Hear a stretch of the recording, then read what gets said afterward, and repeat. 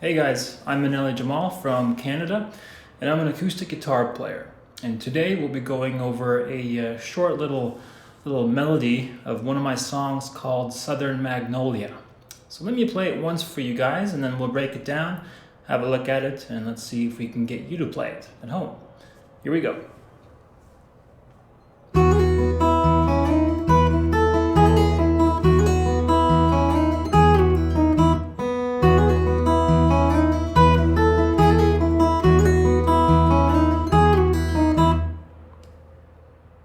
Alright, so there we go.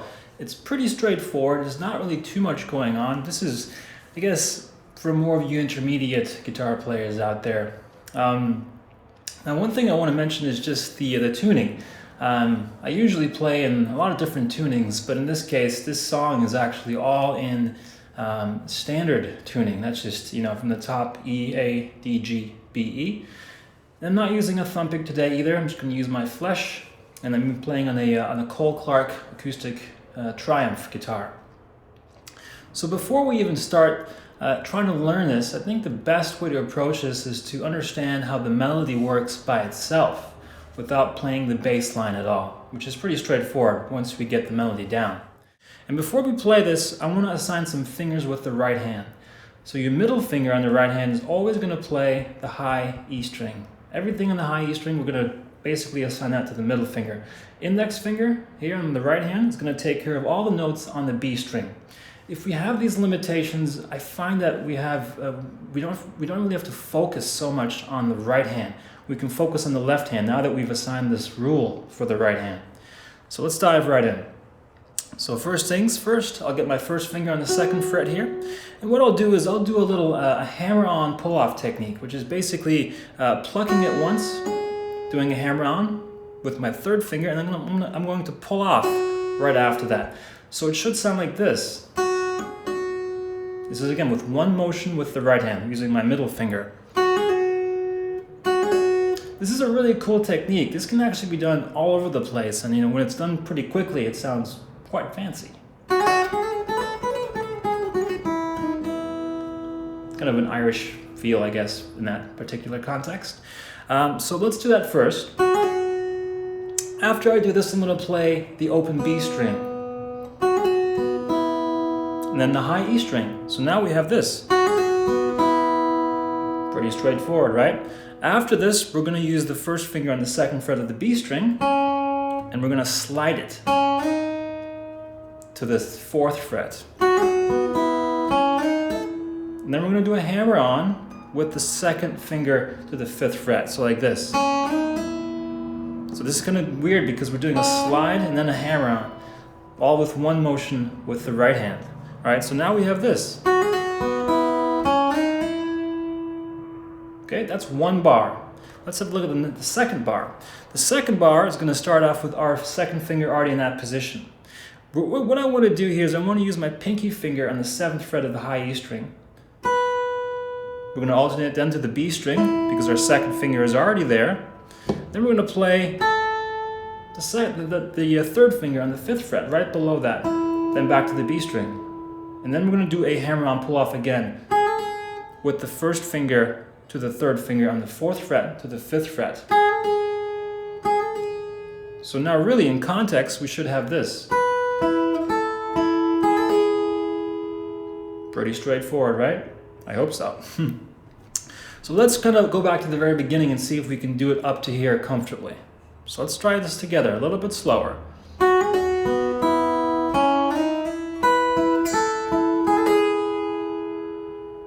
Okay, hopefully you're with us so far. And after this, I'm going to play the 5 again on the B string. So that second finger is basically going to be glued on for those five or six notes there. And after I play this, I'm going to play a high E string. And this is basically part A of the melody, of the main theme. So now we should be able to loop it. And if you are able to loop it, then we have a really good idea of how to play it comfortably through and a strong understanding of it as well. So let me play it for you here and try to follow along. I'll play it 2 or 3 times for you.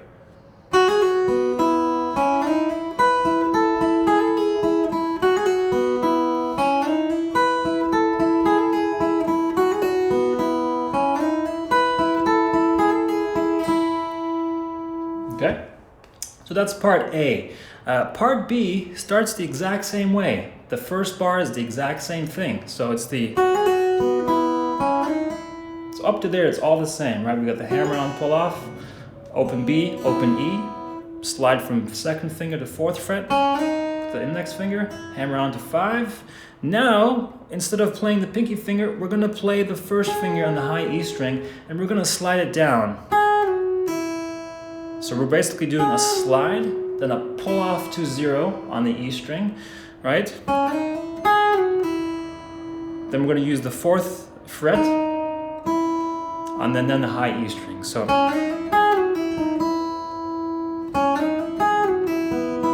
we can even use the B string. Sometimes they kind of alternate between the two.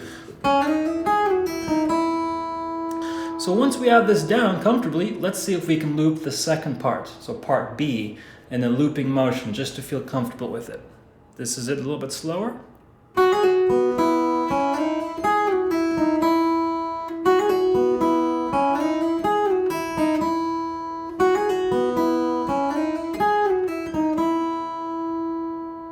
Okay, very good. So now we've got theme A, or part A and part B together. Let's see if we can loop part A and part B over and over and over again. If we can do this, we can start incorporating the bass line, which is coming up next. So let's try it together all the way through, part A and part B.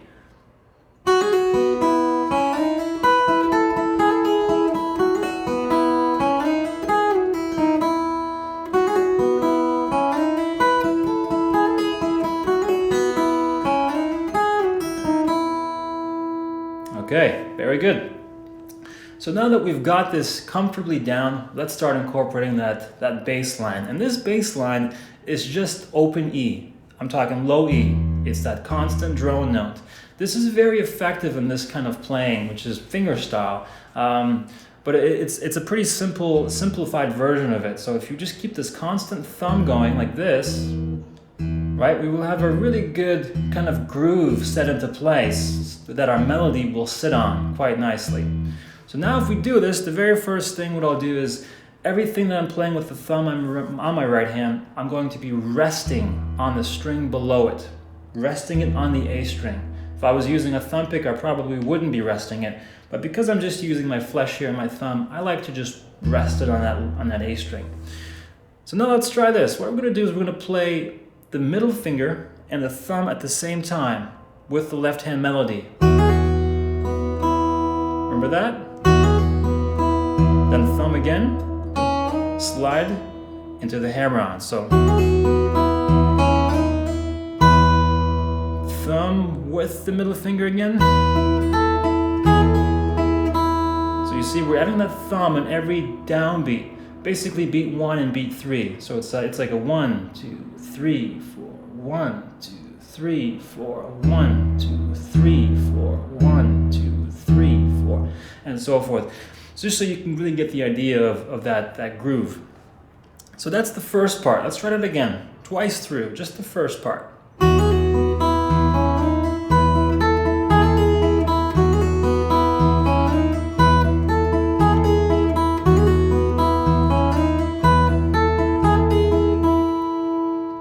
Okay, so let's try this now with the second part. Second part is very similar to the first, because that one bar is exactly the same thing. So I'm kind of accenting everything with the bass note, right? So now, instead of using the pinky, we're now going to play the first finger on the fourth fret of the E string with the low E, slide down and pull off. Then we have B string and then we have E string. So fourth fret, open.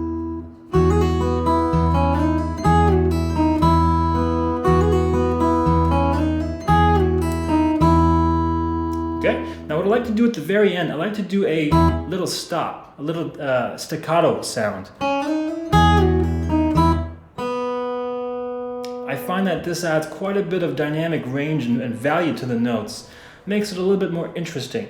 So let's try it all the way from the beginning to the end, twice through, as it's actually played in the original song of mine. So here we go.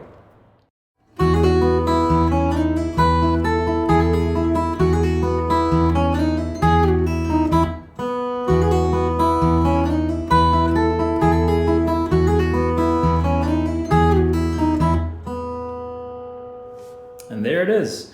So now that we've got both of those parts down, we should be able to comfortably play this up to tempo. It's played a little bit quicker than this, but I mean, feel free to experiment with time and just make sure you know, that the accuracy is always there.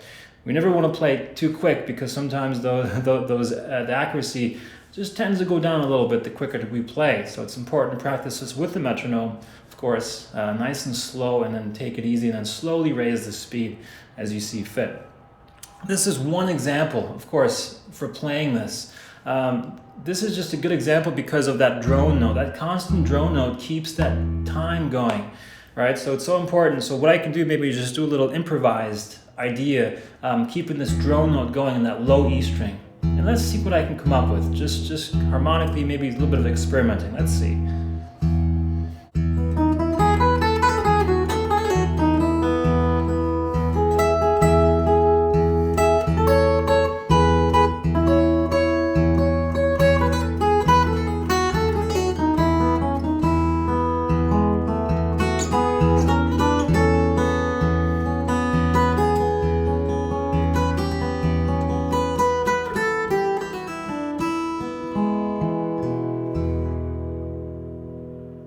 Alright, so that was just an improvised idea that I came up with just to give you guys an example of how this can be done comfortably. You know, once you get that thumb groove going, feel free to incorporate your own melodies on top and see what you can come up with, you know. So I want to thank you guys for watching the video. I hope this was an informative video for you guys. Just feel free to let me know in the comments below. Let me know if you like this video, if this was too easy for you, if it was too difficult. Let me know if you've got any problems or any questions with this, and I'll be more than happy to answer your questions. Until next time, I hope you enjoyed this video, and we'll see you then. Cheers.